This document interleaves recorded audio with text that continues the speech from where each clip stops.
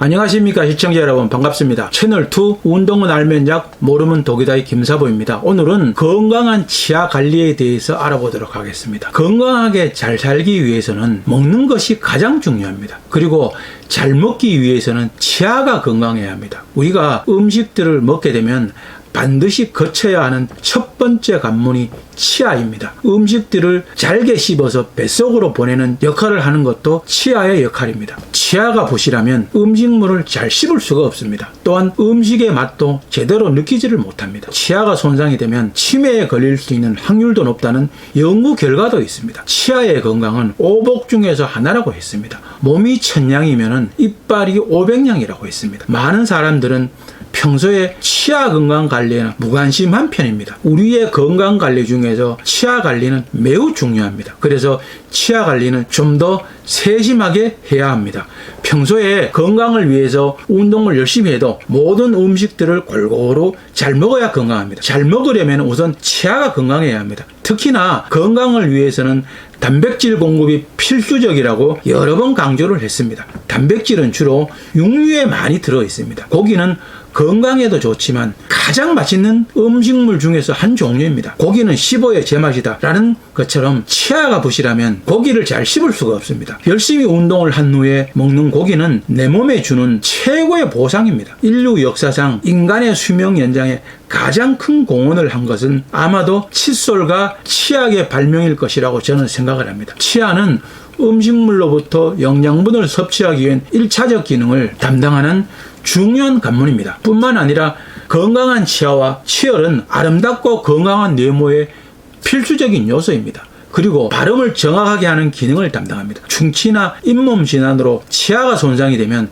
심한 통증이 발생합니다. 또한 음식을 먹는 것조차도 힘들어지게 됩니다. 먹는 즐거움보다는 고통스럽기만 하고 스트레스를 받기도 합니다. 이로 인해서 전신의 건강이 악화될 수도 있습니다. 심한 구취나 외모에 대한 자신감을 잃을 수도 있습니다. 치아가 심하게 손상이 되거나 상실된 이후에 치과 치료는 치료기간, 비용, 일상생활에도 많은 부담이 됩니다. 평소에 올바른 치아 관리와 정기적인 검진을 통해서 건강한 치아를 유지하고 치아 손상을 예방하는 것이 가장 중요합니다. 저는 치아가 4개나 손상이 돼서 치과에 단골 손님입니다. 그러나 매번 치과에 가면은 의사들은 똑같은 말만 합니다. 손상된 치아를 발치를 하고 임플란트 시술을 하자고 권유를 했습니다. 임플란트 시술은 인플란트 합성어로 좀 더 정확한 표현은 덴탈 임플란트입니다. 시술 방법은 1차적으로 티타늄으로 구성된 특수 나사를 치조골에다가 심습니다. 그 위에 지주대와 인공치관을 심어준다는 논리입니다. 저의 경우는 치과 의사 표현 그대로 하면은 치조골이 녹아내려서 전부 걷어내고 골리식을 해야 한다고 했습니다. 듣기만 해도 소름이 돋고 공포심이 들게 하는 치료 방법입니다. 그럴 때마다 저는 반문을 했습니다. 내가 원하는 것은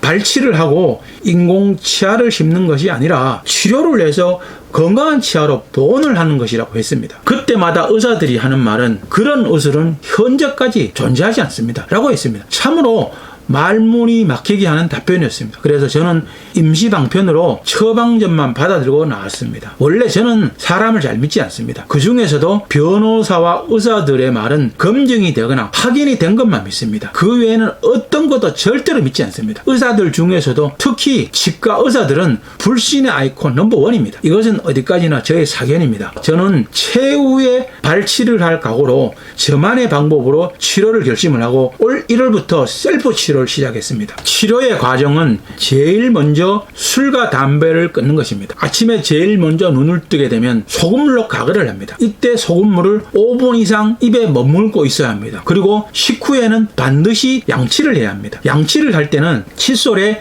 치약을 먼저 묻히고 다시 소금을 묻혀서 양치를 해야 합니다. 잠자기 전에는 순수한 소금으로만 양치를 합니다. 이때 소금은 가늘고 고운 소금을 사용해야 치아와 잇몸을 보호할 수 있습니다. 양치가 끝난 칫솔은 소금물에 항상 담궈둬야 합니다. 처음에는 잇몸에서 피가 날 수도 있습니다. 그리고 약간의 통증을 느낄 수도 있습니다. 그렇게 저는 현재 8개월이 경과했습니다. 많이 흔들리던 치아가 지금은 상태가 매우 좋아졌습니다. 그리고 잇몸에서 자주 출혈이 발생하는 현상도 멈추었습니다. 잇몸이 시리던 통증도 사라졌습니다. 그리고 먹는 것도 매우 중요합니다. 콜라겐의 섭취와 단백질의 공급은 치아와 치조골의 치료와 재생 복원에 필수적입니다. 저는 생선 껍질로 만든 콜라겐과 치즈, 우유, 요거트, 삶은 계란, 두부를 매일 먹고 있습니다. 그리고 물은 항상 끓여서 미지근한 물을 마십니다. 물을 끓일 때는 옥수수 수염차, 녹차, 말린 양파 껍질, 월계수잎, 우엉차 물을 이렇게 끓여서 매일 마시면은 인사돌이나 이가탄 같은 약국에서 파는 이딴 약들보다는 훨씬 더 안전하고 효과적입니다. 그리고 삼가해야 할 음식으로는 탄산음료와 식초가 가미된 음식들입니다. 지금은 고기나 질긴 음식물들이 아니라면 조심스럽게 씹을 수가 있습니다. 치아 재활 운동을 하고 있습니다. 치료 기간은 2년 이상으로 예상을 하고 있습니다. 치료 기간이 종료가 되거나 완치가 되었다고 판단이 되면 자세하게 한 번 더 알려드리겠습니다. 검증된 치료 방법과 순서, 치아 재활 치료 등에 관하여 특집 방송으로 차후에 자세하게 알려드리겠습니다. 그렇다면 건강한 치아 관리를 위해서는 어떻게 해야 하겠습니까? 그 방법을 지금부터 알려드리겠습니다. 건강한 치아는 더 건강하게 하고 손상된 치아는 치료와 재생 복원을 하는 방법입니다. 충치를 예방하기 위해서는 올바른 칫솔질을 해주는 것이 중요합니다. 하루에 3번, 식후 3분 이내에 칫솔질을 3분 이상 양치질을 해야 합니다. 특히 잠자기 전 양치질은 꼭 해야 합니다. 칫솔질은 칫솔을 위아래 방향으로 움직이는 것이 효과적입니다. 치아뿐만 아니라 잇몸 부위를 마사지하듯이 부드럽게 닦아주는 것이 좋습니다. 그리고 입 천장과 혓바닥도 잘 닦아야 합니다. 좀 더 정확하게 표현을 하면은 입안의 전체를 청결하게 해주는 것입니다. 칫솔의 교환 주기도 치아의 건강 관리를 위해서는 매우 중요합니다. 칫솔질만 해서는 치아 사이의 음식물이나 치태를 충분히 제거할 수 없기 때문에 치실 사용을 습관화해야 합니다. 만약 치실이 헐거울 정도로 치아 사이가 간격이 넓다면 적당한 크기의 치간 칫솔을 사용해야 합니다. 치간 칫솔의 선택은 사용할 때 무리한 힘을 주지 않고 자연스럽게 치아 사이에 들어갈 정도의 크기가 적당합니다. 칫솔질이나 치실 사용을 잘 하더라도 치아에 치석이 생기는 경우도 있습니다. 그래서 6개월에서 1년마다 구강 건강검진을 받고 스케일링을 받는 것이 좋습니다. 1년에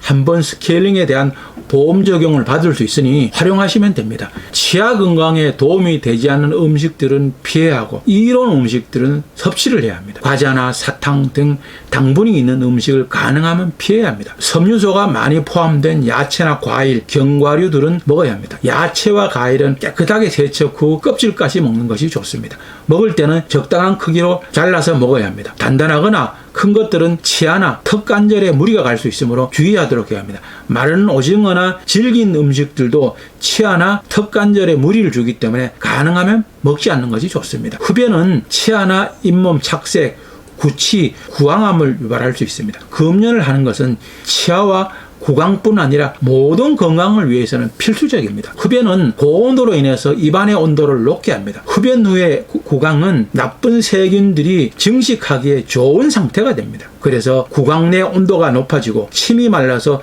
자정작용이 약해집니다. 세균들이 왕성하게 번식해서 세균성 치태인 플라그가 발생을 합니다. 치아는 한번 망가지기 시작하면 완전히 회복하기가 굉장히 어렵다는 것을 이번에 저는 알게 되었습니다. 조금만 관리에 소홀해도 세균이나 염증이 잇몸이나 입 안쪽 등 다른 구강 조직으로 옮겨갈 위험이 있습니다. 치아의 건강을 위해서는 나쁜 습관들을 고쳐야 합니다. 얼음 같은 딱딱한 음식을 씹어 먹거나 이빨로 병뚜껑을 따는 행위는 금지해야 합니다. 치아가 건강한 사람들에게는 현재에는 큰 문제가 없을 수 있습니다. 선천적으로 치아 저장력이 약한 경우, 충치가 있는 경우, 범낭질이 손상된 경우에는 치아가 깨지고 부서지는 치아 파절이 일어날 수 있기 때문입니다. 치아 표면이나 내부에 금이 가게 되면 틈새로 세균이 침투해서 신경에 염증 반응이 일어날 수 있습니다. 그래서 치아에 균열이 심해지면 치아의 손상도 빨라집니다. 그리고 이를 심하게 가는 습관도 치아의 균열 원인이 됩니다. 보통 이를 갈 때는 음식물을 씹을 때보다도 더 강한 힘이 치아에 가해지기 때문입니다. 그래서 치아 표면이 쉽게 마모가 되고 시린 통증이 나타납니다. 일갈기를 방치할 경우 치아를 느슨하게 만들어서 저장력을 떨어뜨리고 치아의 배열을 방해할 수 있습니다. 이를 관리 못하게 하는 보조 장치를 끼우거나 턱 근육을 이완시키는 것도 도움이 된다고 합니다. 많은 사람들이 무의식 중에 하는 행동 중에서 치아의 건강을 해치는 나쁜 습관들로는 혀내 밀기, 턱 꿰기 등이 있습니다. 혀내 밀기도 치아의 건강을 해치는 나쁜 습관 중에 하나입니다. 혀내 밀기는 위아래 치열을 맞물리지 못하게 할 수 있습니다. 스스로 습관을 고치거나 구강장치를 통해서 해소해 줘야 합니다. 특히 성장기 어린이들이 턱을 갤 경우 불균형적인 턱 청량을 초래할 수 있습니다. 주걱턱, 무턱 등과 같은 외관상 좋지 않은 모습으로 안면 변형이 될 수도 있습니다. 턱 관절이 탈구가 되거나 손상을 입을 수 있기 때문에 주의를 해야 합니다. 또한 두통이나 어깨 통증을 유발을 할 수도 있습니다. 뜨거운 음식을 먹은 후 바로 차가운 음식을 먹거나 그 반대로 먹는 것도 삼가해야 합니다. 이때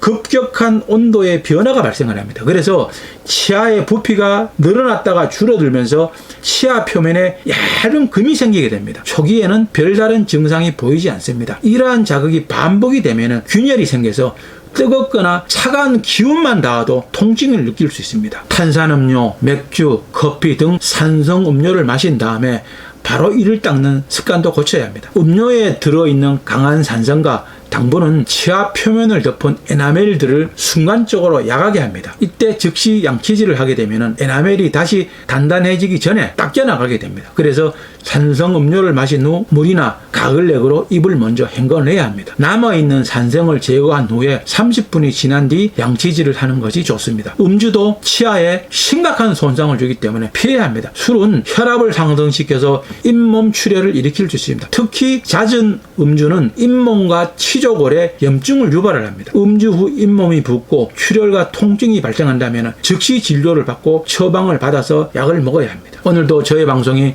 여러분들에게 도움이 되었습니까? 시청자 여러분들에게 도움이 되길 바라면서 열심히 준비해 봤습니다. 여러분들에게 많은 도움이 되었으면 좋겠습니다. 오늘도 시청자 여러분 좋아요, 구독하기 꼭 눌러주는 거 잊지 마십시오. 많은 시청과 구독 바랍니다. 여러분들의 많은 관심과 구독, 좋아요가 저에게는 큰 힘과 보람이 됩니다. 다음 시간까지 시청자 여러분들 모두 건강하시기 바랍니다. 운동은 알면 약, 모르면 독이다의 김사부였습니다. 감사합니다. 안녕히 계십시오.